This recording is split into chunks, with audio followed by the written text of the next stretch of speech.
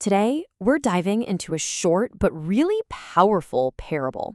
It's about a mouse who wants the heart of a lion, and it gets right to the core of a question we all ask ourselves at some point. Where does our strength really come from? You know that feeling, right? Where you just feel small and overwhelmed and maybe a little scared because the world around you just feels so big? Well, that is exactly where our story kicks off. So let's meet our main character, a little mouse whose whole world, and I mean his entire world, is shaped by something we all know pretty well: fear. Just picture this for a second. This tiny mouse living in a constant state of high alert. Every little creak, every shadow that flickers on the wall, it sends him running. His life is basically a list of things he's afraid of. And, when we feel powerless, what do? We often look for a quick fix from the outside. That's exactly what the mouse does. He's absolutely convinced that there's some kind of magic bullet out there, and that this wise sage has the key to making all his fear just go away. So, the sage agrees to help.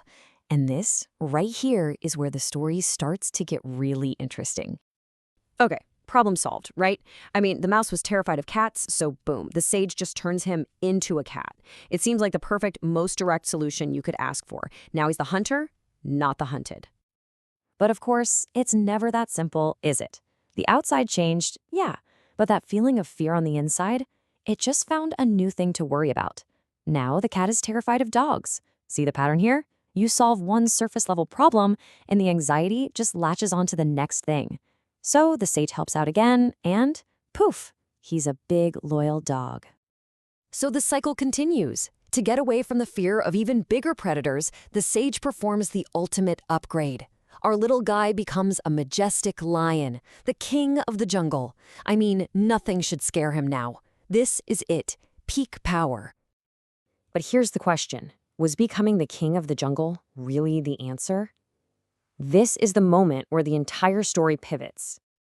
Think about that. He's got the claws, he's got the roar, he's got the whole lion thing going on, but inside, he's still that same trembling mouse. The fear never ever left. It just hitched a ride inside a bigger, scarier body. And isn't that just so relatable? That feeling that no matter how much you change on the outside, those old insecurities can just follow you anywhere. And this right here, this just lays it all out so perfectly. Look at the outer form. Massive changes, right? Mouse, cat, dog, lion. But the inner state, it was stuck on a loop. Fear, fear, fear, fear. Nothing changed on the inside. So at this point, the sage realizes that all these external fixes have completely failed. It's time for the real lesson. And there it is. The sage just drops this incredible truth bomb. You can change your clothes, your job title, your whole appearance, but if deep down you still feel like a scared little mouse, none of it actually matters. A costume can't fix what's going on inside. So once that lesson is out there, the magic just dissolves. The incredible, majestic lion is gone, and in its place is just the small, timid mouse again. All those layers have been peeled back, leaving only what was true from the very beginning. And this is the final, most important piece of wisdom. The sage makes it crystal clear that the answer was never about becoming a cat or a dog or a lion.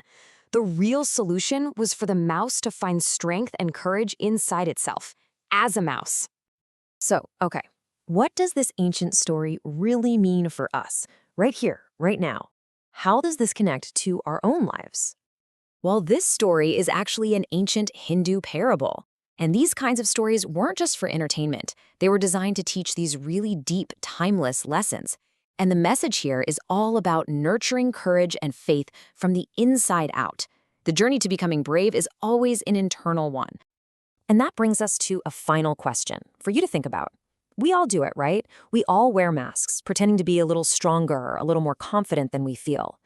But this story challenges us to look beyond the costume and really ask ourselves, what lion are you pretending to be when your true strength is already right there inside you?